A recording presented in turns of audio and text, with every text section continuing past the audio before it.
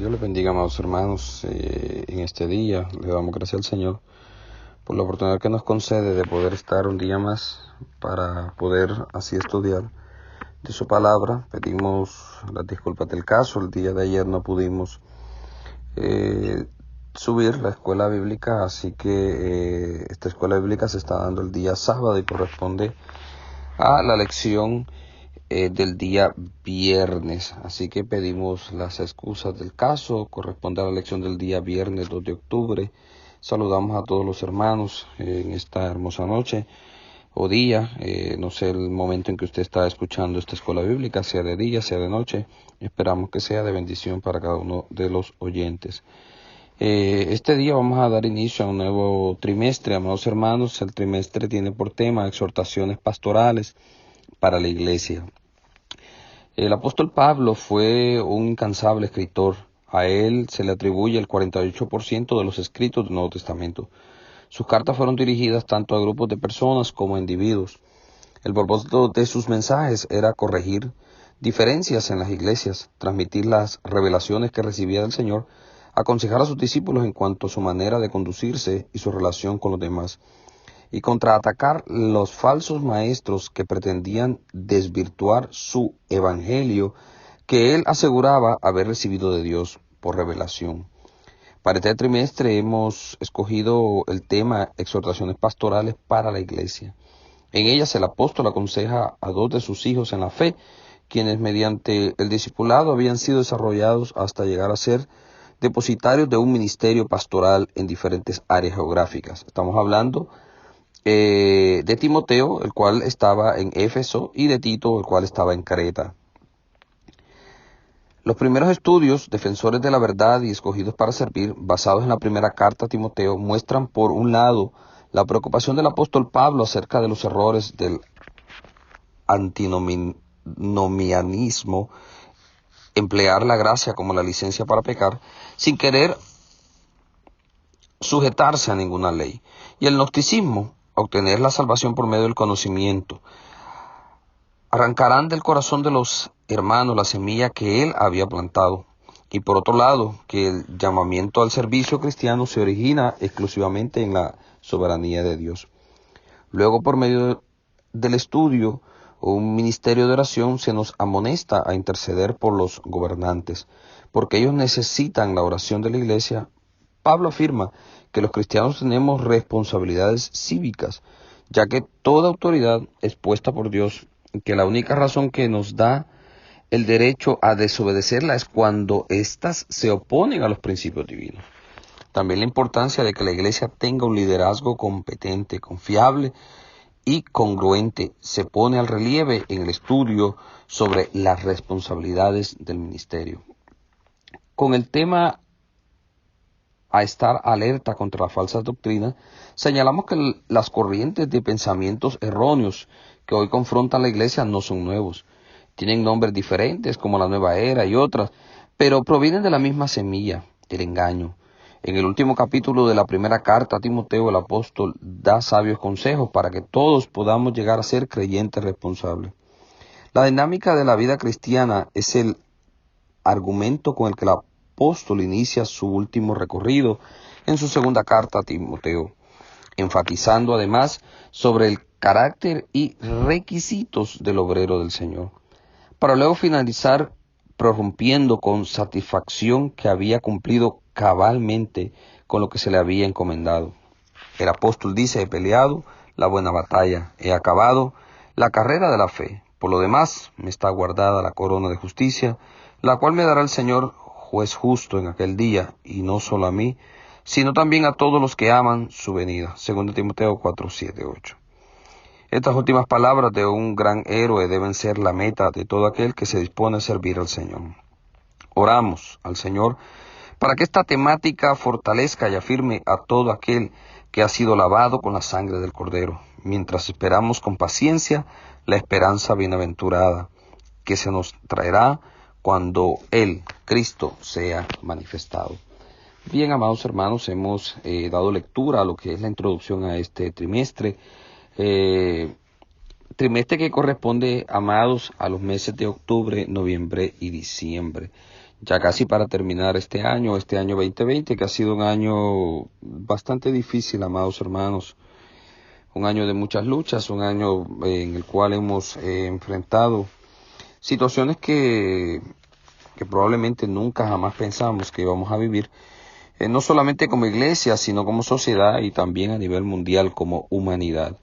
Así que, amados hermanos, mientras estamos en esta tierra y seguimos en este depósito, pues seguiremos, amados, haciendo la voluntad del Señor, que el Señor nos ha mandado hacer, ya que la palabra del Señor nos da diferentes directrices para poder cumplir a cabalidad lo que el Señor demanda de nosotros como iglesia.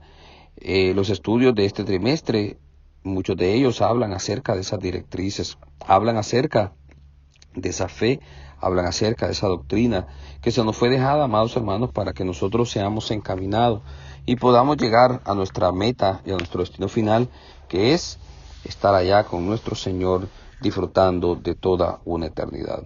Vamos a hacer una oración en este día, amados hermanos, y vamos a pedirle al Señor que nos guíe, nos ilumine, que sea el Señor hablándonos a través del estudio de la palabra en esta hora. Padre, mi alma te adora. Señor, bendice tu pueblo, tu iglesia.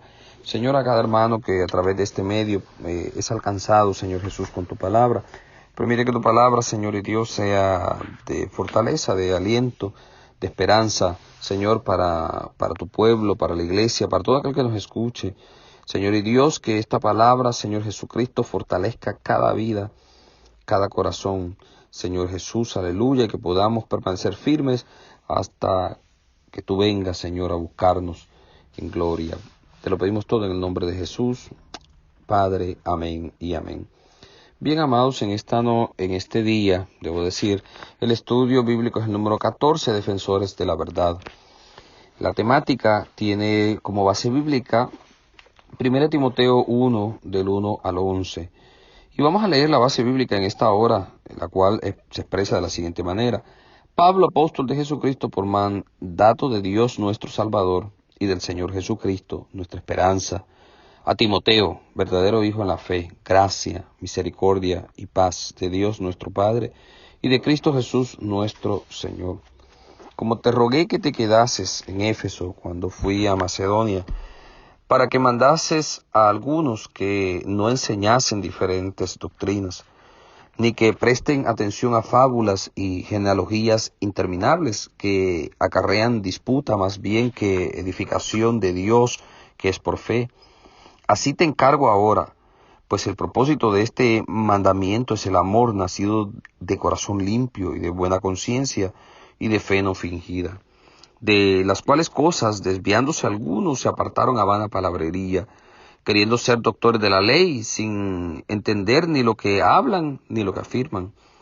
Pero sabemos que la ley es buena si uno la usa legítimamente, conociendo esto, que la ley no fue dada para el justo, sino para los transgresores y desobedientes, para los impíos, para los pecadores, para los irreverentes, los profanos, para los parricidas, matricidas, para los homicidas, para los fornicarios, para los sodomitas, para los secuestradores, para los mentirosos y perjurios, y para cuanto se opone a la sana doctrina, según el glorioso evangelio del Dios bendito que a mí me ha sido encomendado. Los objetivos para este día: número 1, familiarizarnos con el contexto histórico de la primera carta de Pablo a Timoteo. Número 2, comprender la importancia de cuidar la sana doctrina. Número 3, decidir vivir según de acuerdo con la enseñanza de la sana doctrina. Pensamiento central. La sana doctrina es para el alma tan importante como el sano alimento para el cuerpo. El texto a memorizar en este día: mas si aún nosotros o un ángel del cielo os anunciare otro evangelio diferente al que os hemos anunciado, el tal sea anatema. Esto se encuentra en Gálatas, capítulo 1, versículo 8. Bien, amados, algunos datos generales de esta carta del apóstol Pablo a Timoteo. Sus enseñanzas principalmente son frente a las falsas enseñanzas que se habían infiltrado en la iglesia de Éfeso. La sana doctrina del evangelio tiene la fuerza positiva para cambiar el corazón. El autor de la carta, como todos sabemos, fue el apóstol Pablo, y fue dirigida a Timoteo y los creyentes de la ciudad de Éfeso. Esta carta tiene una fecha aproximada del año 65 después de Cristo. El lugar de la carta o el lugar del escrito fue probablemente en algún lugar de Macedonia, mientras Timoteo pastoreaba la iglesia de Éfeso. Vemos, amados hermanos, aleluya, cómo la infiltración de falsas doctrinas es algo, amados, que no es nuevo, ya que ha venido desde mucho tiempo. Cuando nace el Evangelio, junto con el Evangelio nace, amados hermanos, algunos pensamientos que intentaron infiltrarse en la iglesia del Señor. Así que vemos cómo el apóstol Pablo luchó contra este tipo de pensamientos y de doctrinas erróneas que eran infiltradas en las diferentes iglesias. En este caso en particular estamos hablando, amados hermanos, de la iglesia de Éfeso. En la iglesia de Roma se había introducido también personas que enseñaban que después de convertido el cristiano puede seguir pecando. Amados, por eso el apóstol inicia el capítulo 6 de Romanos diciendo que pues diremos, perseveraremos en el pecado para que la gracia abunde. Vemos cómo no solamente en la ciudad de Éfeso, sino en Roma y en otras localidades, amados, se impartían enseñanzas de falsos maestros que pretendían confundir o engañar o persuadir al cristiano verdadero a seguir, amados, doctrinas de hombres. Así que vemos cómo en Éfeso y Colosenses Pablo combatió una herejía que enseñaba que la salvación era por medio del conocimiento. Esto se llama el gnosticismo. Esta herejía era una combinación de varios movimientos religiosos que enfatizaban un dualismo eterno, el bien y el mal. El bien radicaba en el espíritu, el mal en todo lo que fuera materia. Se conoció esta enseñanza como gnosticismo, del griego gnosis, que significa conocimiento. La carta a los Gálatas fue escrita para combatir las enseñanzas de los judaizantes.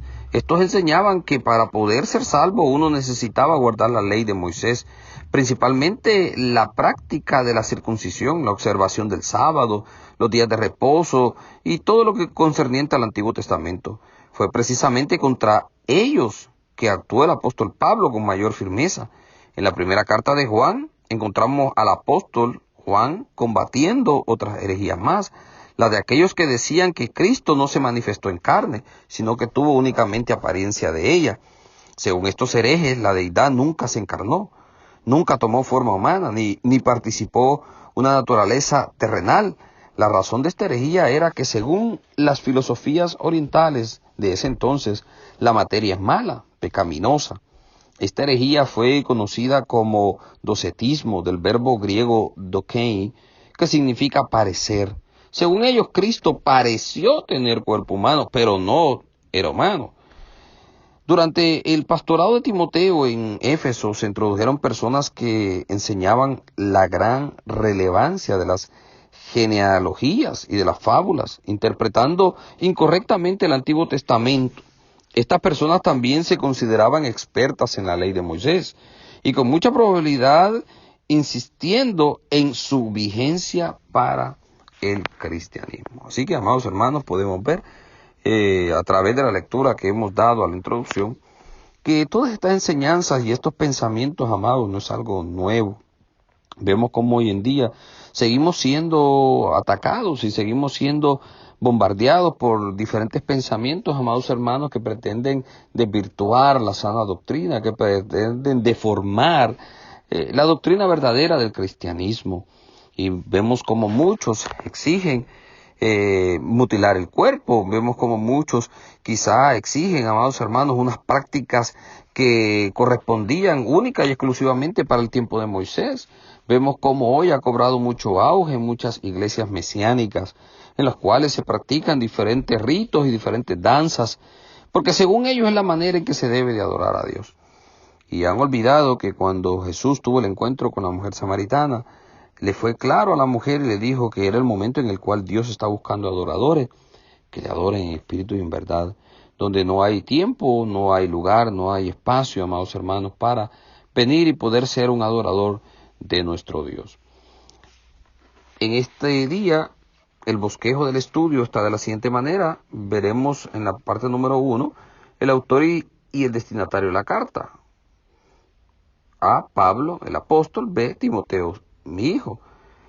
La parte número 2, el motivo y la razón de la carta.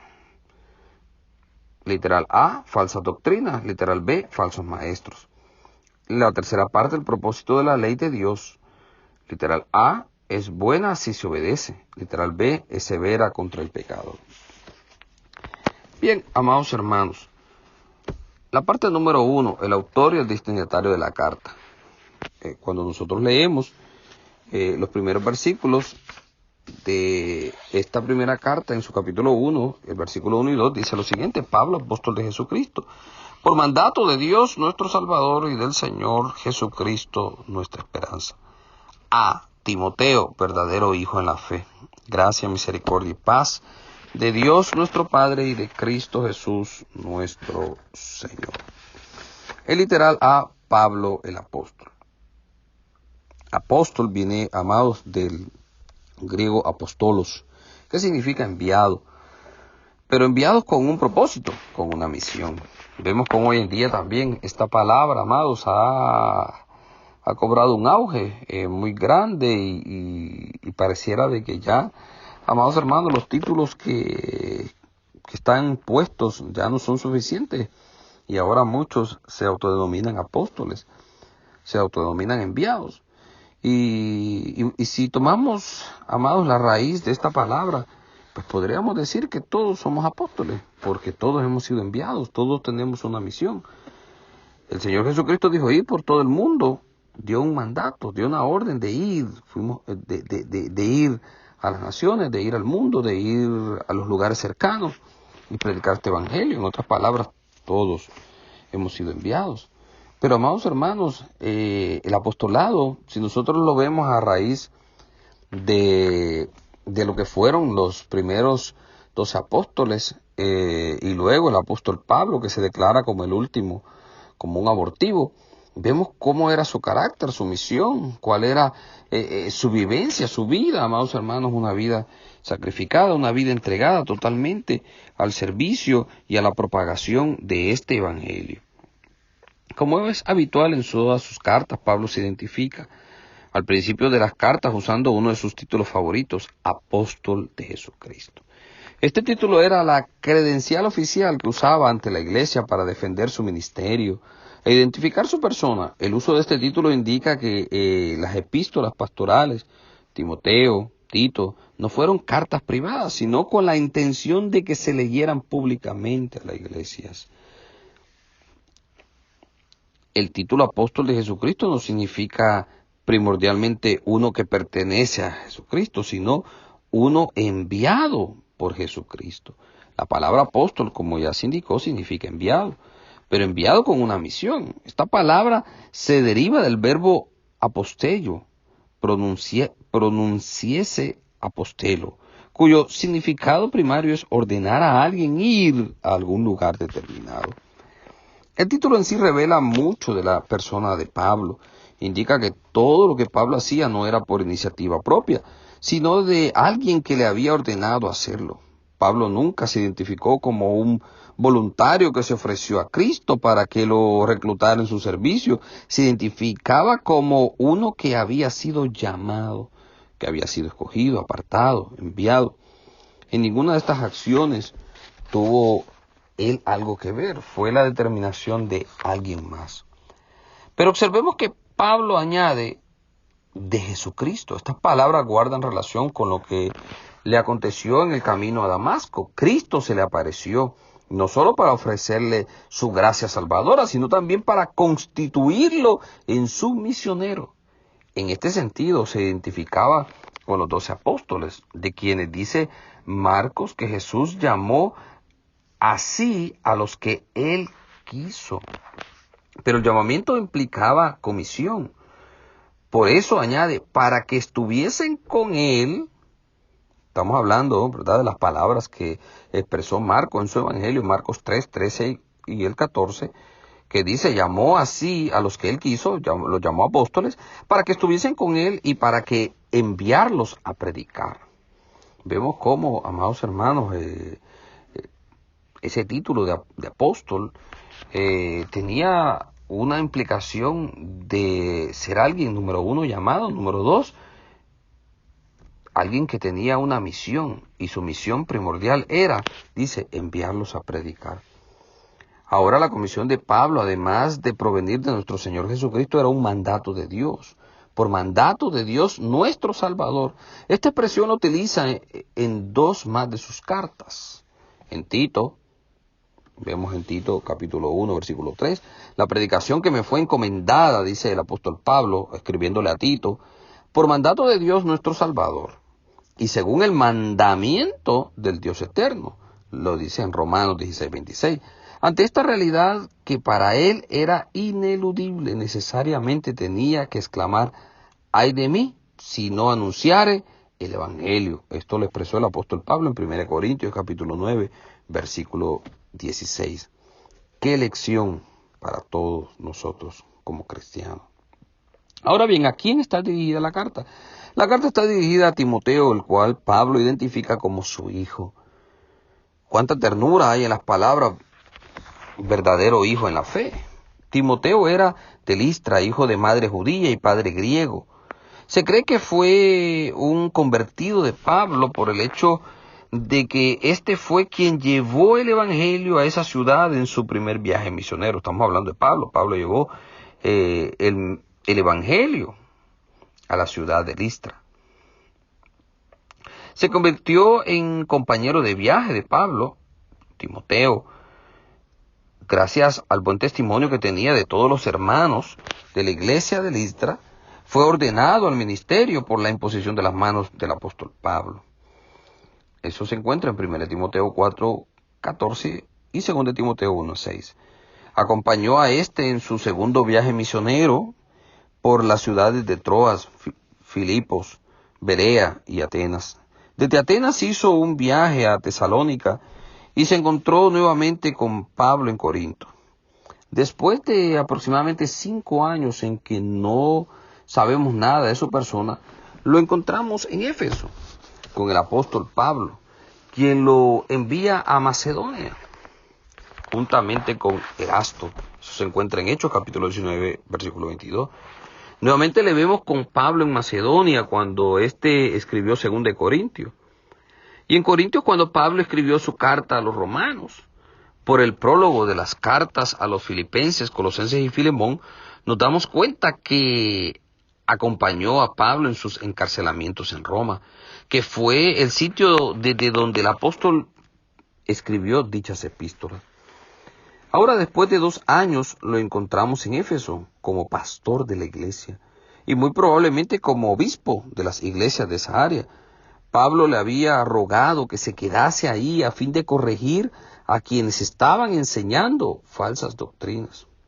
La misión que el apóstol Pablo le encomienda a Timoteo no era una misión fácil, amados hermanos, ya que combatir estas doctrinas erróneas, estas falsas doctrinas, la herejía, muchas veces trae, amados hermanos, confrontación, muchas veces trae, amados hermanos, momentos difíciles, tensos. El apóstol Pablo muchas veces experimentó momentos difíciles cuando hablaba acerca de las diferentes doctrinas erróneas por donde él caminó. En Timoteo vemos varias virtudes, entre ellas lo genuino de su experiencia cristiana. Pablo le llama con satisfacción verdadero hijo en la fe. El apóstol lo podía considerar como un verdadero trofeo de sus esfuerzos misioneros. En Timoteo no había falsedad ninguna, ni su conversión ni su ministerio se podían cuestionar. Su fidelidad y su sumisión a su padre en el Evangelio. Ya vimos cómo acompañó a Pablo en sus diferentes viajes misioneros y también en su encarcelamiento. Su disposición de ir a donde el apóstol lo comisionara es prueba evidente de ser una persona sumisa y fiel. Qué gran ejemplo, amados hermanos.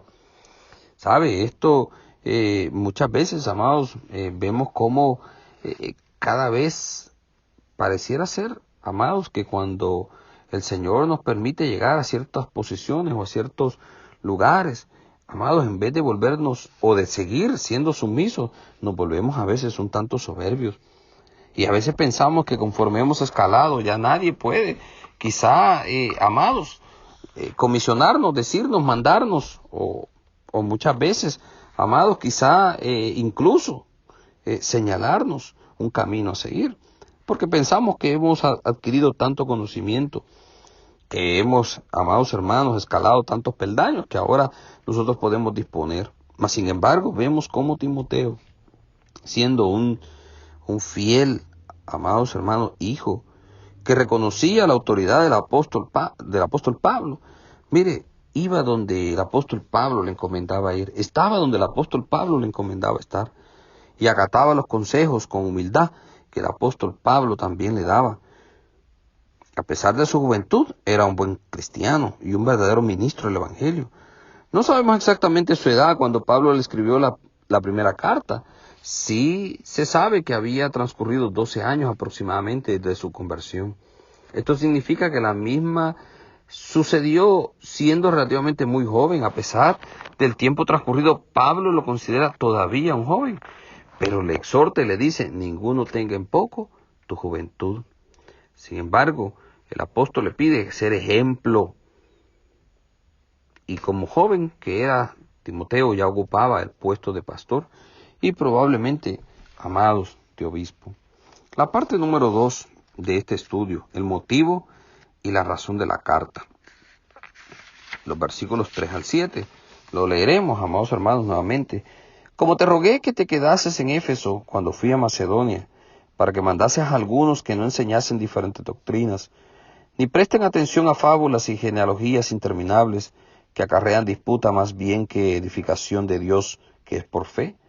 Así te encargo ahora, pues el propósito de este mandamiento es el amor nacido del corazón limpio y de buena conciencia y de fe no fingida, de las cuales cosas, desviándose algunos, se apartaron a vana palabrería, queriendo ser doctores de la ley, sin entender ni lo que hablan ni lo que afirman.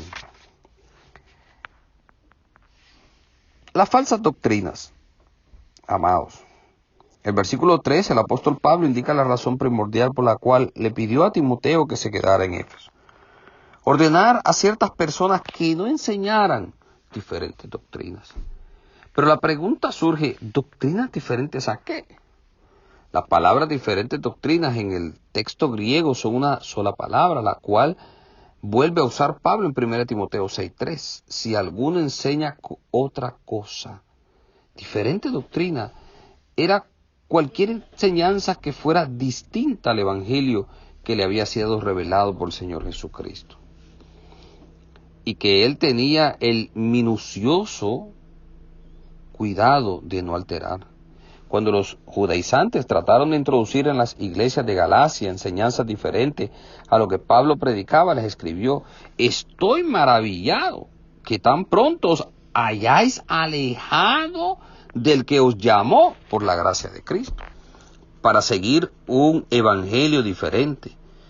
No que haya otros, sino que hay algunos que os perturban y quieren pervertir el evangelio de Cristo. Eso se lo dijo el apóstol Pablo a los Gálatas en su carta. Notemos toda la enseñanza que nos da este pasaje. El apóstol declara que está maravillado, está asombrado por lo que estaba sucediendo. A veces, amados hermanos, es triste cuando un pastor o un líder de una iglesia se esmera por enseñar la sana doctrina, se esmera por enseñar la verdad.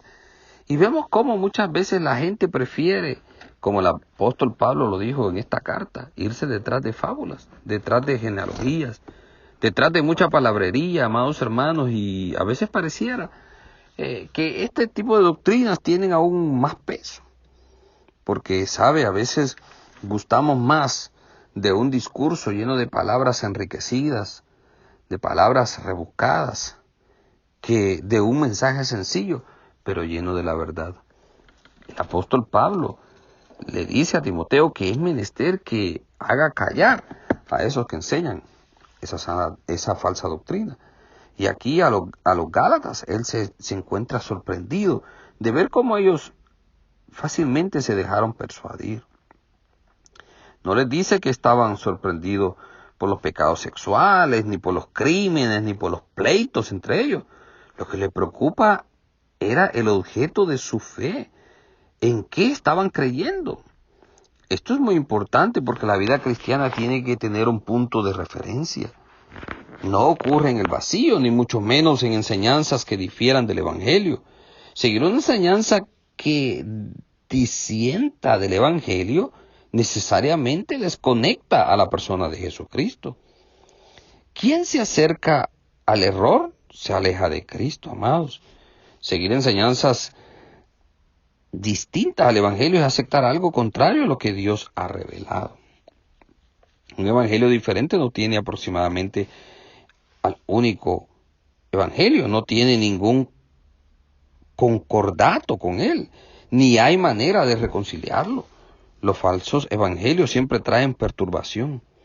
Era tan serio este asunto para Pablo que declaró: mas si aún nosotros o un ángel del cielo os anunciar otro evangelio diferente al que os hemos anunciado, el tal sea anatema. Se lo dijo a los Gálatas también. ¿Fue Pablo el único en mostrarse radical respecto a la doctrina? No. Vemos que también Juan, el apóstol, el vidente, escribió casi al final de su Apocalipsis la temeraria advertencia: yo testifico a todo aquel que oye las palabras de la profecía de este libro. Si alguno añadiere a estas cosas, Dios traerá sobre él las plagas que están escritas en este libro. Y si alguno quitare de las palabras del libro de esta profecía, Dios quitará su parte del libro de la vida y de la santa ciudad y de las cosas que están escritas en este libro. Así que, amados hermanos, vemos cómo los apóstoles, amados, eran fieles defensores de la verdad, fieles defensores del Evangelio de Jesucristo, amados. Son evangelios que son las buenas nuevas de salvación, que son el mensaje de esperanza, de amor, de restauración. Un mensaje, amados hermanos, que cambia a la persona. Vemos cómo hoy en día, amados, es tan difícil muchas veces prevalecer en las diferentes iglesias. Al creyente cada vez le cuesta más afirmarse, porque vivimos en un mundo, en una era donde la comunicación, amados, abarca a nivel mundial cada país. Hoy podemos estar informados y conocer de diferentes cosas. Hoy mucha gente busca sus inquietudes y sus dudas, amados, ya no las consulta, miren, ni siquiera al Señor en oración, sino que se va quizá a un buscador de los muchos que hay, y no vamos a mencionar ninguno, de los muchos que hay en el internet, y comienza a indagar acerca de algunas temáticas y de algunas dudas, y comienza su mente a hacer unas conclusiones que muchas de ellas las toma de algunos escritos, que número uno, muchos de ellos quizás no tienen una base bíblica, y número dos, si algunos tuvieran alguna base bíblica, tergiversan la verdad. Por eso el Señor Jesucristo dijo que sus ovejas oyen su voz, oyen la voz de su pastor.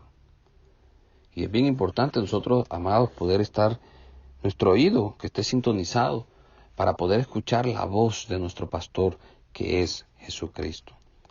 Los falsos maestros,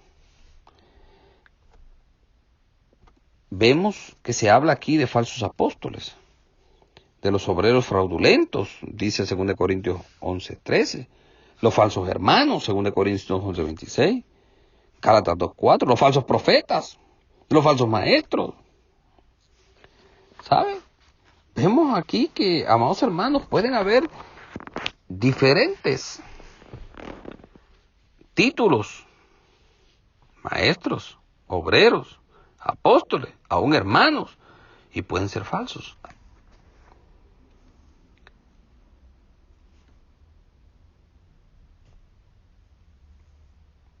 En el versículo 5, Pablo establece que el verdadero evangelio logra limpiar el corazón, para que de él brote amor, haya una conciencia limpia y una fe que no tiene fingimiento. Las herejías no limpian el corazón, producen jolgorio, excitación, pero no cambian las vidas, tampoco limpian las conciencias. Existe una relación muy estrecha entre creencias y conducta, y viceversa.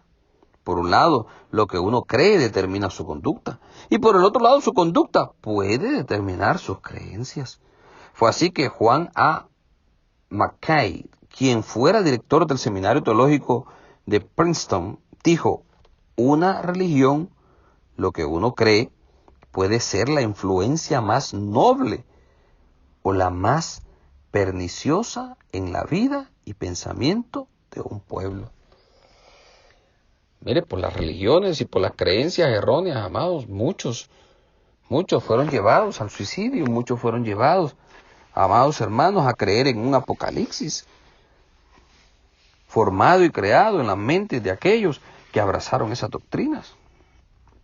Muchos por la falsa doctrina, amados hermanos, también, mire, llegaron a repudiar a otros, cuando la palabra del Señor nos enseña y tenemos el mandato de parte de nuestro Señor Jesucristo de amar incluso a nuestros enemigos. Así que, amados hermanos, tenemos que tener mucho cuidado cuál es la doctrina y cuál es la verdad que nosotros creemos. Porque hoy, amados, muchos aluden tener la verdad. Muchos aluden predicar la verdad. No se puede divorciar lo que uno hace de lo que uno cree, ni lo que uno cree de lo que uno hace. También Mackay añade: para que el hombre piense correctamente y viva en forma creadora para la cultura y para la religión, para la educación y la política, se necesita un sistema articulado de creencias. ¿Sabe? Vivimos en una sociedad, Iglesia del Señor, que lamentablemente no tiene hoy en la actualidad un sistema articulado de creencias.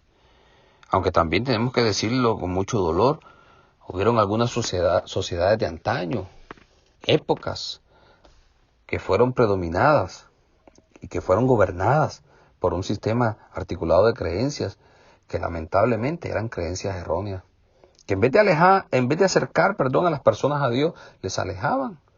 En vez de crear un amor y una afinidad para con el Evangelio, creaba un odio, creaba un rencor. ¿Por qué? Porque este sistema de creencias que fue creado, amados, en vez de acercar a Dios, lo alejaba, porque eran simple y sencillamente una religión. Mas, sin embargo, el Evangelio de Jesucristo, las buenas nuevas, no es una religión, amados. Es una palabra que cambia, es una palabra que transforma. El teólogo norteamericano Richard Niebuhr, que luchó por la restauración de las raíces de la Reforma Protestante en el cristianismo americano, escribió que en muchas iglesias lo que se predica es a un Dios sin ira, que introduce a hombres sin pecado, en un reino sin juicio, mediante la administración de un Cristo sin cruz.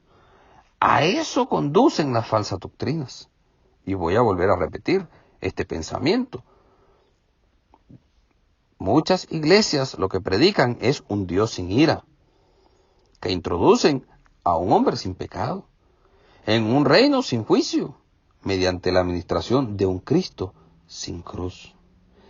A eso conducen las falsas doctrinas, a distorsionar el mensaje de la Biblia, que proclama a un Dios justo, que se aira contra la maldad de los hombres. Claro que sí, amados hermanos, Dios es amor, pero también la palabra nos enseña que Dios es fuego consumidor.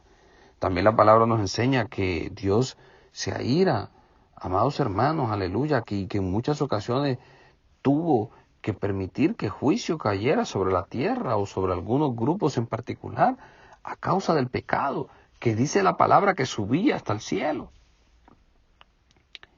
Y Dios, en su carácter de justo, no puede pasar por desapercibida la maldad del ser humano. A pesar de que Dios en su gran amor y misericordia pasó por alto muchas generaciones los pecados y lo sigue haciendo, amados hermanos, pero llega el momento que el hombre llega a un punto y a un extremo, amados, que colma esa bondad de nuestro Señor. Dice la palabra que aún la tierra gime a causa del pecado y de la maldad del hombre. Vemos también que estas falsas doctrinas muchas veces, amados, enseñan o establecen que el hombre, mire, es libre de culpa, que no es un ser pecaminoso. Mas, sin embargo, la Biblia dice que todos pecaron y están destituidos de la gloria de Dios, que todos tendremos que comparecer ante el tribunal de Dios y que la salvación se encuentra solamente en la cruz de Cristo. La parte número 3, amados hermanos, propósito de la ley de Dios. 1 Timoteo del 8 al 11. Y daremos lectura a esos versos en este día. 1 Timoteo del 8 al 11 declara lo siguiente: pero sabemos que la ley es buena si uno la usa legítimamente, conociendo esto, que la ley no fue dada para el justo, sino para los transgresores y desobedientes, para los impíos y pecadores, para los irreverentes y profanos, para los parricidas y matricidas, para los homicidas, para los fornicarios, para los sodomitas, para los secuestradores, para los mentirosos y perjuros, para cuantos se opongan a la sana doctrina, según el glorioso evangelio del Dios bendito que a mí me ha sido encomendado. La parte número 3, literal A. La ley es buena si se obedece. El apóstol tuvo el cuidado de hacer una declaración a fin de no ser mal interpretado. El versículo anterior ataca a aquellos que se consideraban doctores de la ley. El caso que Pablo sostiene no es en contra de la ley, sino en contra de los falsos intérpretes de esa ley. Este no es el único pasaje donde Pablo habla de la ley diciendo que es buena. Por ejemplo, Romanos 7:12 dice: de manera que la ley a la verdad es santa, y el mandamiento es santo, y justo, y bueno. Romanos 7:12, y Romanos 7:16 dice: y si lo que no quiero, esto hago, apruebo que la ley es buena. Para el apóstol la ley es santa, justa, buena. Pero la ley malinterpretada puede convertirse en un tropiezo. Y un ejemplo de eso Jesucristo lo dio y lo vivió en su mismo ministerio. Cuando muchas veces aquellos que procuraban, amados, encontrar alguna falta en el Señor Jesucristo, utilizaban la misma ley, a manera, amados hermanos, de poder combatirlo con la misma ley, la cual Él dijo: yo no he venido a violentar la ley o a quebrantar la ley, sino que he venido a cumplirla, para que la ley se cumpla. Vemos cómo aquellos, malinterpretando la ley, llevaron a aquella mujer que fue encontrada en el acto de pecado, cuando la ley era clara y decía que ambos tenían que ser apedreados. Y el objetivo de esta ley era, amados, impedir que el pecado se siguiera proliferando en medio del pueblo, que el pueblo se volviera inmoral, porque sabe, el adulterio es inmoral, la fornicación es inmoral, amados hermanos. Tanto así que dice la palabra del Señor que al fornicario y al adúltero lo juzgará Dios. Vemos también cómo muchas veces querían interpretar la ley de una manera, amados hermanos, muchas veces a conveniencia de los hombres. Se quiere interpretar la ley de Dios. Vemos cómo cuando le preguntan al Señor Jesucristo cuál es el gran mandamiento, cuando le preguntan a Jesús que si un mandamiento estaba por encima de otro, Jesús simple y sencillamente declara de que amar a Dios y amar al prójimo, esos dos son prácticamente, amados, la ley resumida. Ahí se cumple toda la ley. Así que la ley mal interpretada puede ser incluso nociva y puede servir de tropiezo para otros. La Biblia es la palabra de Dios, inspirada por el Espíritu Santo, infalible y digna de toda confianza. Desgraciadamente se le da varios usos. Muchos la usan para excusar sus pecados, como aquellos quienes defienden tener dos mujeres, usando como defensa el caso de Abraham y Jacob. Otros, para excusar sus actos violentos, citan a David, que eliminaba a sus enemigos. Algunos más, para defender su carácter iracundo, usan como base el texto: airaos, pero no pequéis. Otro mal uso de la Biblia es valerse de ella para atacar a otros. Nunca la Biblia debe usarse fuera del propósito por el cual se escribió.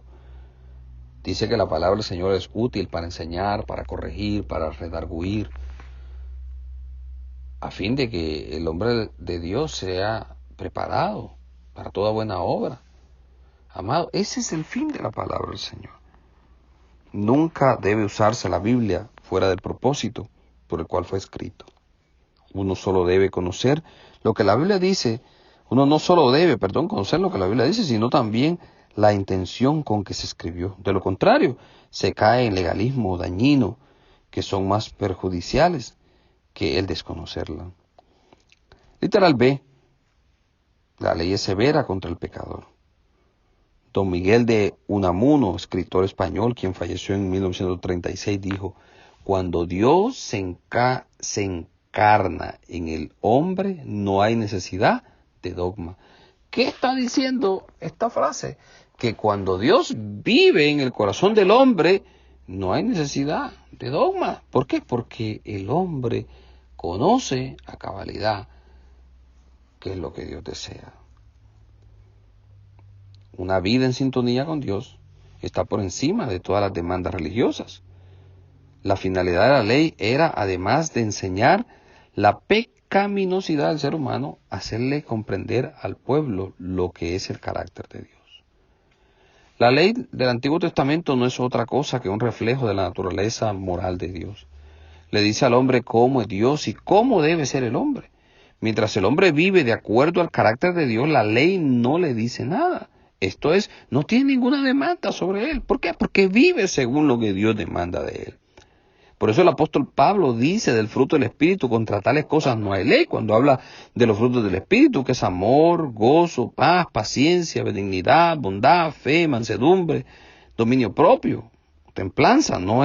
Dice que no hay condenación para estas cosas. ¿Por qué? Porque son frutos del Espíritu.